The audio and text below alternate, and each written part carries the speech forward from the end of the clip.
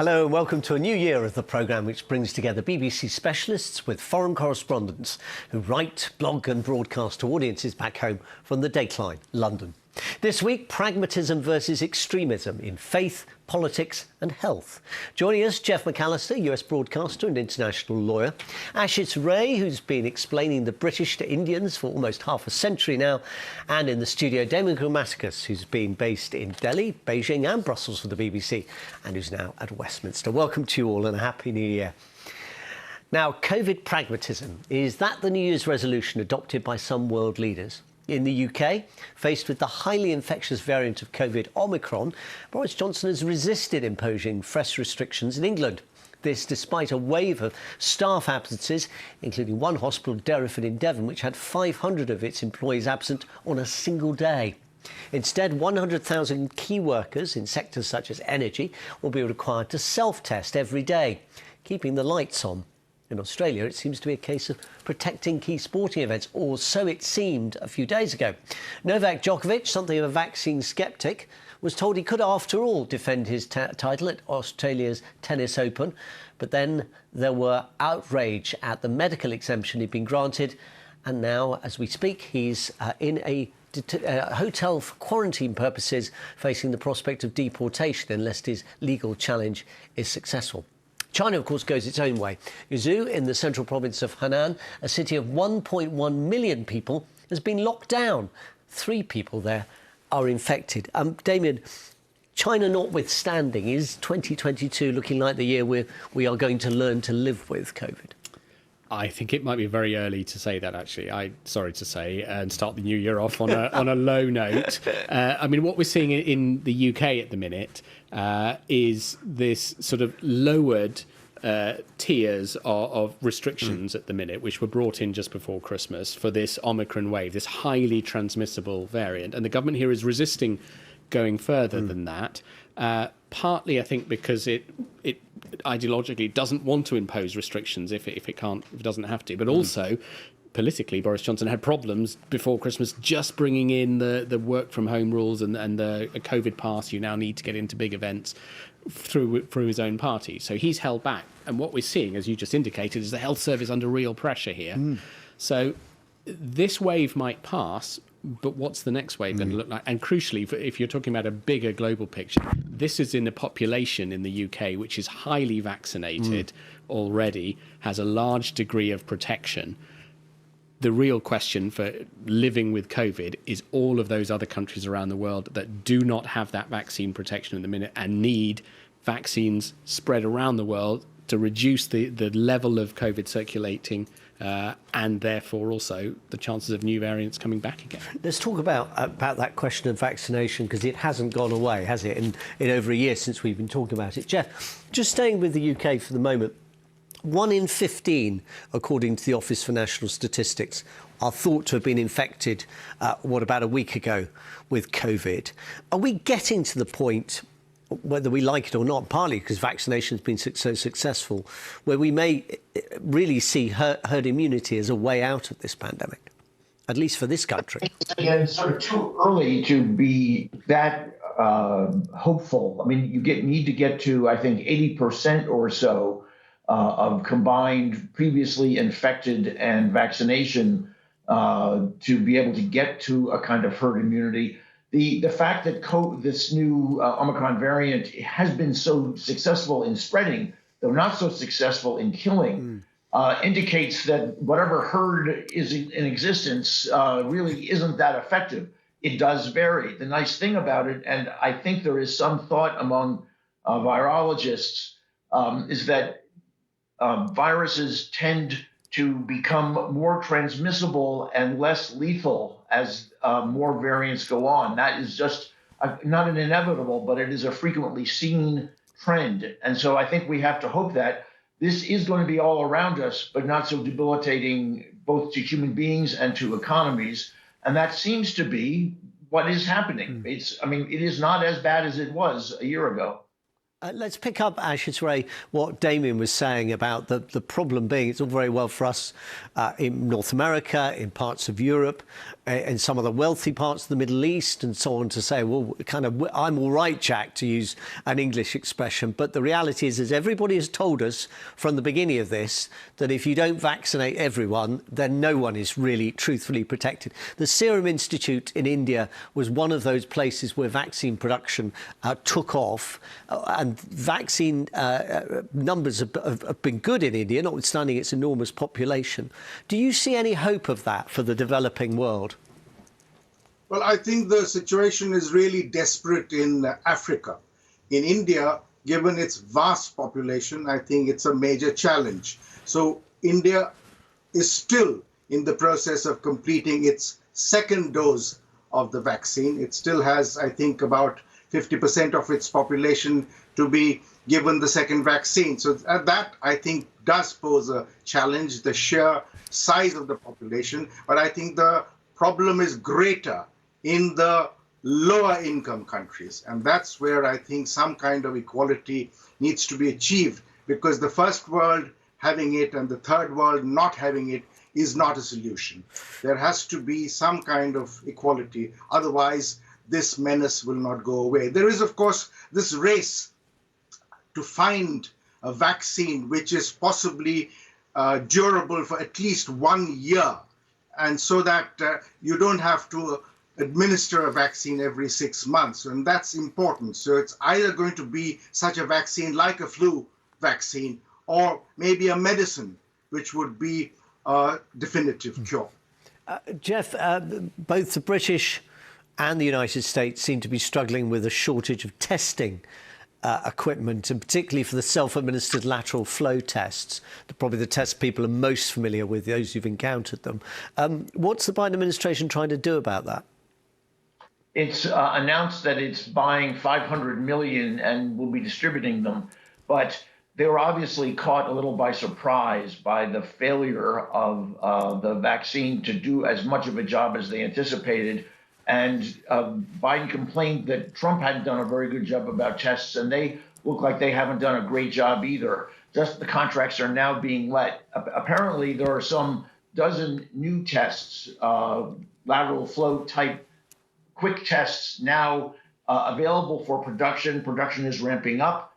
The people who are on Biden's transition team have said they need a lot more than 500 million. And in fact, they also need vaccine passports, and they need to have a closer link between reports of getting infected and getting the antiviral drugs for the people most likely to go into the hospital. And that combined will be enough. But even the people who were sympathetic to Biden are worried that the public health efforts are kind of ragged and need a boost. And he'll have to listen to that, or he's going to bear the political brunt and the health brunt and economic brunt. Ashes, how much damage do you think that the Novak Djokovic row, and now the row involving a second player who herself, I understand, is pretty much said she's kind of giving up, she's going home. How much is this damaging Australia, do you think, and particularly the Australian government, which seems to have kind of taken contradictory view on this? Before the public row kicked up, it appeared to be quite relaxed about him coming. Well, first of all, I think Djokovic is a marvelous tennis player, and my money would be on him to go past Roger Federer and Rafa Nadal to take 21 Grand Slam titles. They're all level at 20, as you know. But having said that, I think it's important to say that I do not sympathize with his stance on vaccines. Now, there is, of course, a confusion. The confusion being, from what I can make out, a circular that was sent out by the Australian Open authorities to say that anyone who's had COVID in the past 6 months, in other words, from 31st of July onwards, was exempt in terms of taking a vaccine. And then, of course, when he arrives in Australia, he stopped because the authorities feel that he should have taken his vaccinations. This will not be resolved, I dare say, until Monday. But it's unpleasant. I don't think it shows Australia in particularly consistent light. But at the same time, I do not sympathize with Djokovic. He hasn't set a very good example since the outbreak of COVID. Damien, that brings us to China, which of course has an international sport occasion, if anything, bigger than the Australian Open, with the Winter Olympics coming up. They seem to have taken what one might call the old Australian approach, which is lockdown the moment you see any sign of anything. Yes, well, that's been the Chinese approach. There's zero COVID. Has it been effective? As it's called. It's been highly effective in China. I mean, if you think, I think it's now 11 months since China has recorded a death from COVID locally within China, and very, very low cases. But that comes at a very high cost. And the cost we're seeing is these lockdowns that China imposes on as soon as there is a hint of an outbreak, and there is mass testing going on to spot it. So this week we have the city of Yuzhou, 1.1 million people, 3 cases, non-symptomatic people identified through testing, the whole city in lockdown. The city of Xi'an, as big as London, 13 million, has been in lockdown since before Christmas, and that's 13 million people confined to their homes. Again, for a small number of cases? Well, there is actually the biggest outbreak they've had since Wuhan. So it's been around 100 a day. I think it's 1,800 or so cases at the minute, plus 40,000 people moved to quarantine. But it's costly. In Xi'an, the difficulty now has been the ability of the local government to keep all of those people fed, those people needing to get out and get medical treatment. There was a case just in the last few days, a woman trying to get to hospital. The hospital staff wouldn't let her in because she didn't have a negative COVID test that was valid on herself. She had a miscarriage and lost her baby. That circulated on social media. An elderly man too didn't get into hospital in time, died. There's now been criticism circulating that what's the cost of this lockdown when there are very few deaths? So the pressures are starting to mount there, I think. And can China continue this? Particularly with the Omicron variant now. They've managed to, this has worked with a less transmissible variant. The difficulty for China is if the more transmissible one gets in and starts to spread, because the Chinese vaccines, the testing at the minute seems to show that the Chinese vaccines that they've used on the Chinese population may not be very effective against the Omicron variant. It's not the new type of vaccine, and that could be a real difficulty they face. Damien, thank you very much. Now, on Christmas Day, the BBC reported the reopening of a church in India-administered Kashmir, shut since violence in the Muslim-majority state more than 30 years ago. As worshippers said their prayers in Haryana, a state controlled by the BJP, the Hindu Nationalist Party, which also provides India's government, a life-size statue of Jesus was desecrated. It was not an isolated incident. Some even accused Christians of using Santa Claus and the distribution of presents to children as a tool of conversion. Hostility towards Muslim Indians has become depressingly routine in the country's public life. Congress, the main opposition party, which supposedly believes and stands for a non-sectarian democracy, is too enfeebled to raise much protest. Ashish Ray, can you give us a couple of examples of the sorts of things that Indian Christians are having to endure at the moment? And is there any indication that this is kind of state-sponsored or state-influenced in any way? What I will say is that the state has been silent. And if that means that they condone it, then that's what it means. They certainly have been very rarely condemning these acts. These have been steadily happening for quite some time. In one state alone, the state of Karnataka, there have been 40 such attacks on Christians in 2021 alone. So over and above, there is this spate of legislation in the ruling party BJP-run states, such as Haryana that you mentioned, Madhya Pradesh, Uttar Pradesh, and Karnataka, where these legislations, so-called anti-conversion laws, are aimed at Christians. In other words, it's a matter of containment, it's a matter of intimidation, and that's exactly what's going on. There's been this spewing of hate and intolerance by the ruling BJP, with Narendra Modi, unfortunately, being the fountainhead of this kind of sentiment. And this has not only affected Muslims, but it has also affected Christians. Indeed, it affects liberal Hindus, socially discriminated Hindus as well. But these attacks have been mounted deliberately around Christmas in order to make Christians feel insecure. And they have certainly achieved their objective. There's one other thing that I should mention, which is this, that the Nobel Prize winner, Mother Teresa's missionaries of charity, now they used to receive funding from all over the world because it's been doing extraordinary work with the poor, needy, and destitute in India. But that funding has been stopped by the Modi government. So that gives you a picture of what's really going on in India at the moment. Jeff, that might be one of the reasons that the US Commission on International Religious Freedom recommended putting India on a red list of countries who commit severe violations of religious freedom. Is this, I mean, not least because there's such a big Indian diaspora in the United States, is this becoming an issue, a political issue there? I don't think it's become a central issue, and the State Department has not taken this advice from this non-official but officially constituted body to put India on the red list, because, of course, India has a lot of important other issues with the United States, geopolitical, economic, and the Biden administration has understandably been skittish about taking them on in this way. But there really isn't any doubt that these are extremely serious issues for India, and for a country like the U.S., which believes in religious freedom and is supposed to be founded on it. There is going to be a point where it becomes a public issue from the Biden administration too. We may not have gotten there yet, but I think we're heading in that direction. Damien, Narendra Modi has invited the Pope to visit India with this kind of backdrop that could make for potentially quite an interesting visit, assuming he accepts the invitation.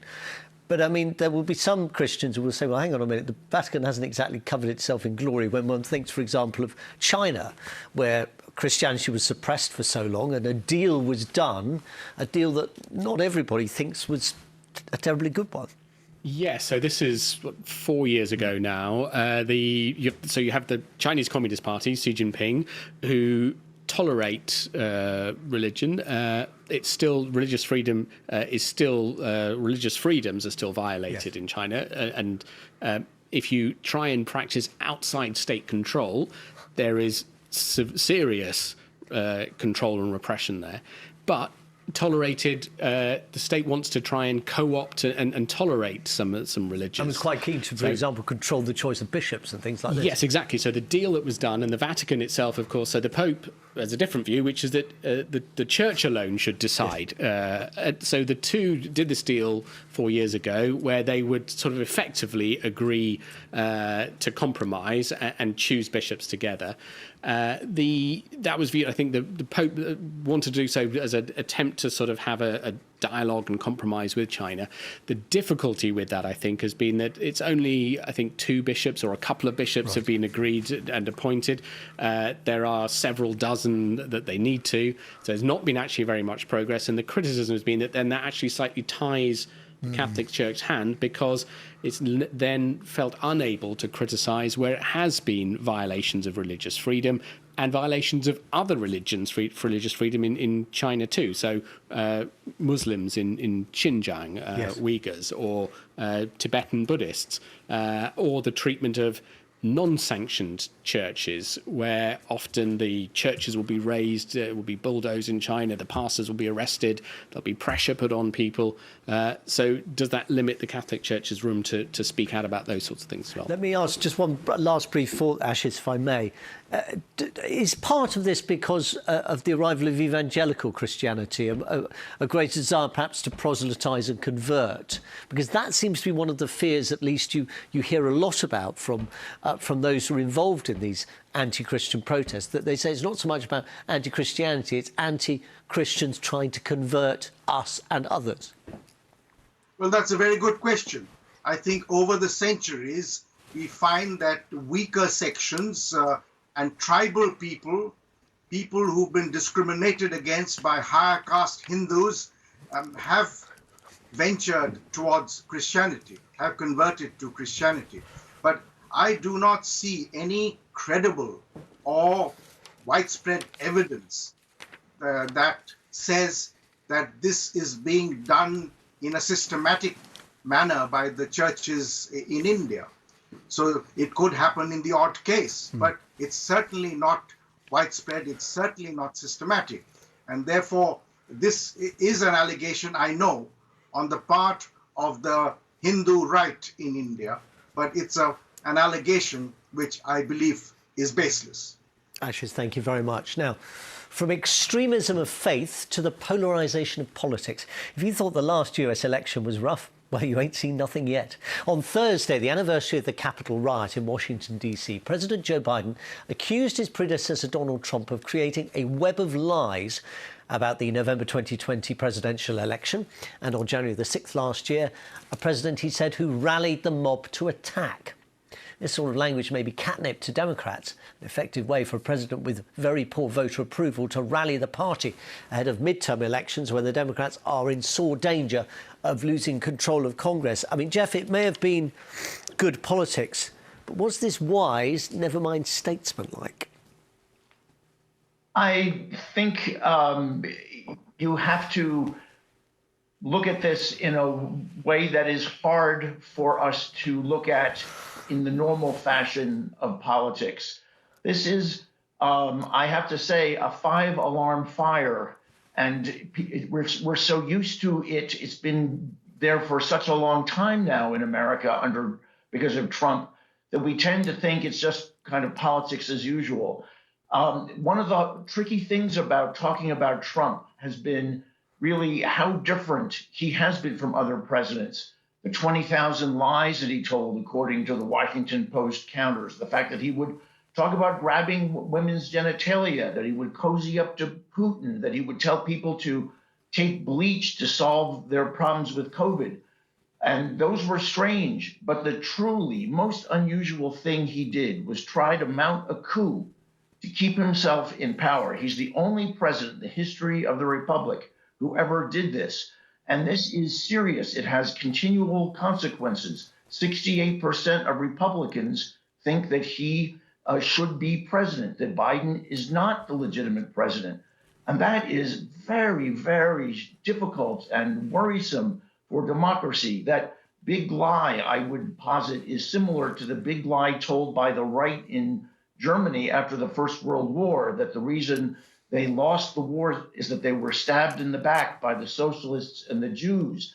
And that gives people a chance to rev up and feel betrayed. And the Republicans are feeling betrayed because Trump is still leading them. He is going to run for president. He is going to be the candidate of the Republican Party again. There's no one in a position to stand up to him. They won't stand up to him for anything. And so we are actually facing a grave constitutional crisis in the United States. Biden is going to be 82 years old in the next election. He's not doing great. If he doesn't do well in the midterms, there's not going to be any legislation at all coming out of Washington in those 2 years leading up. Things are going to get worse, more broken. And so to ignore this giant elephant in the room and say, oh, things are just sort of okay, he's got to try to push for voting reform. The Republicans are trying to make it harder for Democrats to vote in the states that they control. They're doing a pretty good job of it. For federal legislation to try to counteract this, Biden has to get at least a couple of senators to vote against the filibuster. Maybe he's making some progress by making a big deal about this election. I think we should all be concerned, not just Joe Biden. People who care about the United States, even if they think it's imperfect, people who I think, well, at least is sort of a gravitational center of world order, need to be concerned about the future of the state of American democracy. And I'm glad Joe Biden is raising it. A brief last thought, Ashish, if I may. That was all true a year ago. He hasn't used quite this language until now. And there is going to be a suspicion, isn't there, that this is electoral politics. This is about strengthening his base, a base that, let's face it, might well be having quite a lot of doubts about whether he should even be their candidate in 3 years' time. I certainly see this as change of tactics, because for 1 year, he ignored Trump. And Trump hasn't gone away. So therefore, I think he's decided to be more aggressive and see if more aggression works. And certainly, when it comes to the pro-Biden media in the United States, they have welcomed this aggressive approach. He's decided to take him on. But at the end of the day, a couple of things are important. Very brief. One is that the economy needs to turn around, and the second is that his social and climate agenda needs to be pushed forward. Ashish Ray, Jeff McAllister, Damon Grammaticus, thank you all very much. Lovely to have your company. Thank you very much for your company as well. Dateline London back same time next week. Goodbye.